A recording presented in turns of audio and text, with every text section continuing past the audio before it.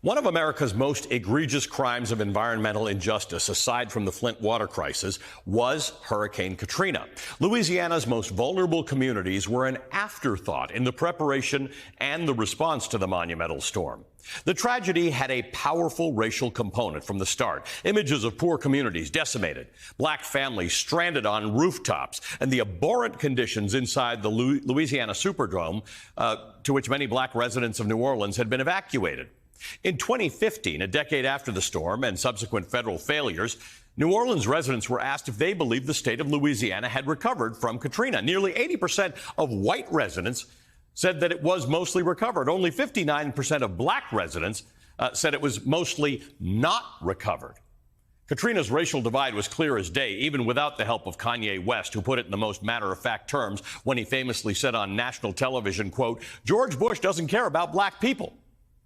Hurricane Katrina was likely the first time many Americans were introduced to the idea of environmental racism, but the environmental justice movement began decades before Katrina and Kanye West.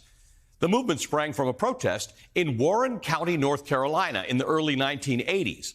A small, predominantly black community was designated as the dumping site for a hazardous waste landfill. It was proposed that the landfill store thousands of tons of PCB-contaminated soil.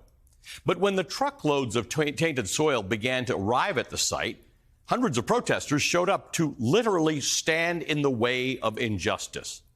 For weeks, protesters marched, they prayed, they laid their bodies in the middle of the road to block the trucks from turning their home into a poisoned wasteland. Dolly Burwell was one of the leaders of that protest. She's been credited as the mother of the movement. The 19th News describes her as, quote, a leading force behind the idea that all communities have a right to a safe and healthy environment. Burwell was arrested 5 times during the Warren protests. Even her 8-year-old daughter was arrested while participating in the marches. Ultimately, Dolly Burwell and her fellow activists lost the fight against the 22-acre dump. But it wasn't a total failure, far from it. Their cries were heard far and wide. Awareness was spreading. And like so many examples of the black experience, Americans started to realize that Warren County was no outlier. Other predominantly black and poor communities began to notice that toxic landfills were poisoning their neighborhoods too, and a nationwide movement against what became known as environmental racism was born. Everything came full circle last week for Dolly Burwell, who's now 74 years old. On a sunny day in Warren County, North Carolina, she watched as Michael Regan, the nation's first black EPA administrator, announced the creation of a high-level office within the EPA dedicated to environmental justice and civil rights.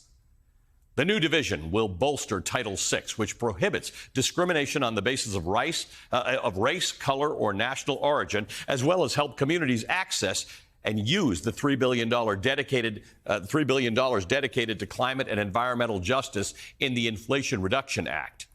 For decades, the EPA failed to acknowledge the environmental inequities that plagued marginalized communities. Now, such issues are a pillar of the same agency. Dolly Burwell, the mother of the movement, says she is tremendously excited, but she's also cautiously optimistic, telling the Washington Post, quote, "The war is won in incremental struggles, one battle at a time. The war is never over."